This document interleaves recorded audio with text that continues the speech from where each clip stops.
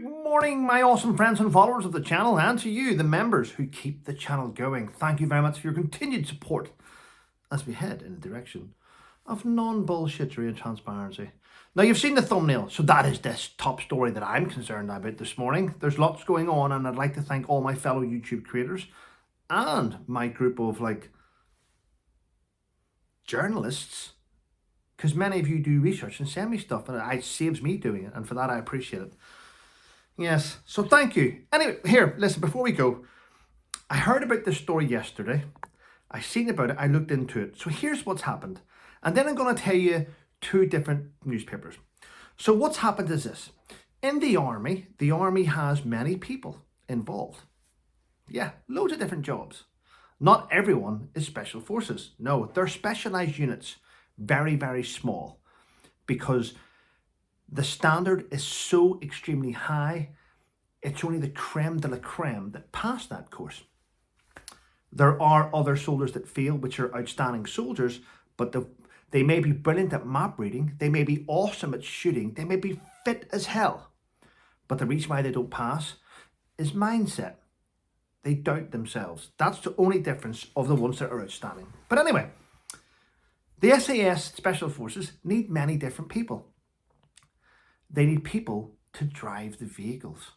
They need people to put fuel in the vehicles. They need people, believe it or not, to sort out their pay and cook their food and fly their helicopters. So when you get an attachment and you're being sent to work in Hereford, Stirling Lines, for some reason it goes to people's heads.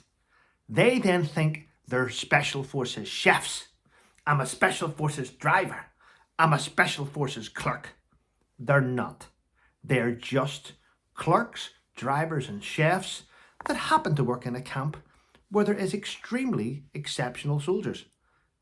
But for some reason, many people seem to think they are the SAS. Like what happened recently. A pay clerk from the AGC, a pay clerk, decided that for some reason he in his head was SAS because he was looking after the pay. He was making sure all the finances were done. Yep. They're everywhere, these people. So this is what happened. The Daily Mail puts out a story saying military clerk defrauds the army of £1 million. Which he did. He was in charge of the pay, he messed it up, he paid for hair transplants, he paid for turkey teeth, he bought himself a Range Rover. Whenever they raided his house, they found 8 pairs of Labatini shoes and different, he had spent £1 million. He stole. But the Sun newspaper didn't print that, did they? The Sun newspaper printed, SAS man steals £1 million. SAS man. That guy will probably cut that out and save that for life. That's his claim to fame, that the Sun paper called him that when he's not. He's a thieving bastard who it won't affect anyone other than him. He's been sent to jail for 3 years, by the way. And good. Probably get his turkey teeth knocked out in jail. But there we go. Hopefully not. Wouldn't endorse that type of behaviour. But there, I wanted to get that story out the way this morning before we move on. Yeah. And there's another story today before I go into the main one. And it is attacks. Prison attacks. So basically prison officers in England are being attacked in prison. Sometimes there's nearly 30 attacks a day in some prisons. It's said that in 2024, there was up to 10,000 attacks on prison officers in England. Imagine being a prison officer in Northern Ireland though, in the 80s and the 90s. Yeah. 70s, 80s and 90s. Imagine being, my dad was. Imagine being, lots of people that served my dad were killed going to work, blown up, under vehicle booby traps, shot in the head at traffic lights. Imagine going to being a prison officer in Belfast, the 70s, 80s and 90s. Yes, the amount of attacks went on there. That was colossal. But that was brushed under the carpet, wasn't it, here in the mainland, in England? Yeah. But I do know this. In the prisons in Northern Ireland, a lot of attacks were stopped like that because they had robust prison officers guys that worked in teams. They did control and restraint. CNR teams, they did all that type of stuff. Now, I know you're probably thinking, if you're sitting there watching as a prison officer, but we've got that. It doesn't, yeah.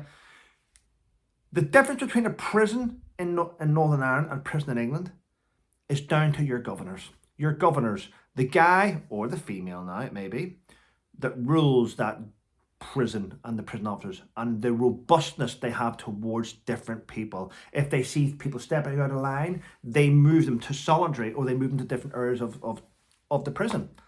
In England, you don't have that. You may think you have that with the governors. I know prison officers. I'm going to be honest, I know prison officers, and they don't seem to be robust. The ones that I know look weak as piss, and I just go, wow, you're in charge of this wing? No wonder it's running amok. Yeah. So there we go. Don't water down your safety. Bottom line. Don't water down your safety. Right. What else have we got here? Want to move into that there? Well, I was going to do a video about this yesterday. I'll do it right now. And that is the Vice President of America, J.D. Vance, who has stated, and I quote, the President loves the United Kingdom. They're going to get an exceptional trade deal. Wow, well, that's nice news, isn't it? That's lovely news to hear. Yeah. But here we go. Confessions of a female philanderer, confessions of a female narcissist, confessions of just a fuck up. There's no other way to put around it. I mean, I've received loads of information about this, and I've been sitting on it and sitting on it and sitting on it. Oh, bollocks, let's just get it out there, right? Believe it or not, and let me get my words right. Meghan's missing the mark. One royal commentator says, Meghan doesn't understand. Another royal commentator says, Meghan will constantly fail. Another royal correspondent says, why is this? Why is this? She keeps flopping. She keeps flopping at everything she does. So basically, she throws her energy into one thing, and it's like she deletes what's happened previously. It's like she's ignored previous lessons. The lesson is, stop being fake. Stop pretending to be this all-encompass loving mother. Everyone sees through this shit. Everyone sees through it. You come across as fake. You need to reinvent yourself. Not go away, have a think, come back as the same Meghan. No, go away, come back as a different person. Come back as... The mindset is, I am a duchess. I'm a duchess. Yes. You know my name is Meghan Sussex. Your name's not Sussex.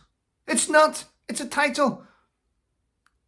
My name's not Trevor Colt Military Cross. My name's Trevor.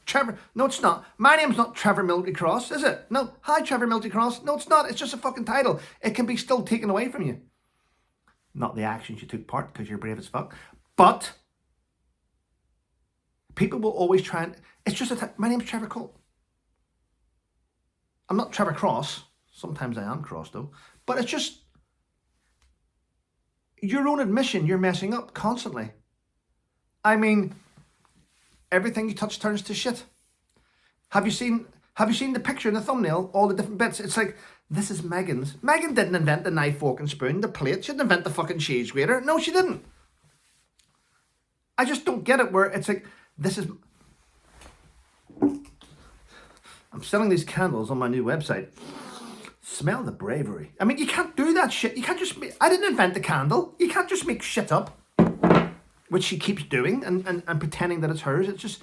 Yeah.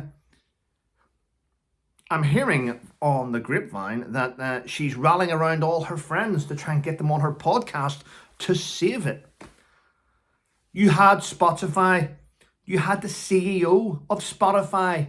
It was all going fucking towards space. You were doing really well. It was, boom, offered big money.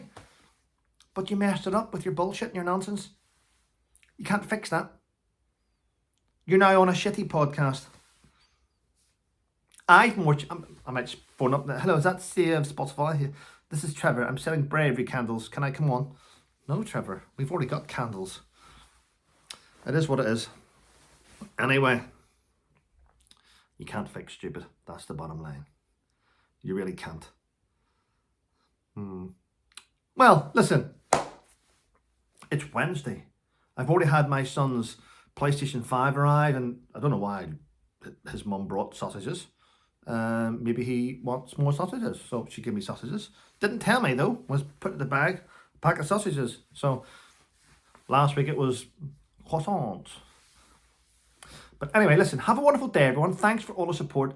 Mary, thanks for your email. Do appreciate it. Joan Loves, thanks for your email. I've responded to you this morning.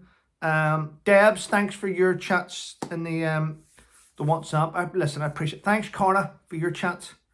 And for those that keep asking me in emails and messages, let me tell you, I spoke to Fiona yesterday. Fiona's a busy lady. She's working on her boat. She's doing different things, keeping busy.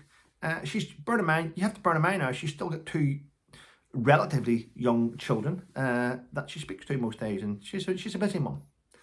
But she appreciates all your thoughts and wishes, so thank you. Have a wonderful day, everyone, and remember, stay safe. Not all actors are like this. No, that's Matthew's. What's mine? What's mine? Why not? It's free. If you haven't subscribed, why not? It's free. I'm joking. Of course I know my thing. Have a great day, people. Stay safe.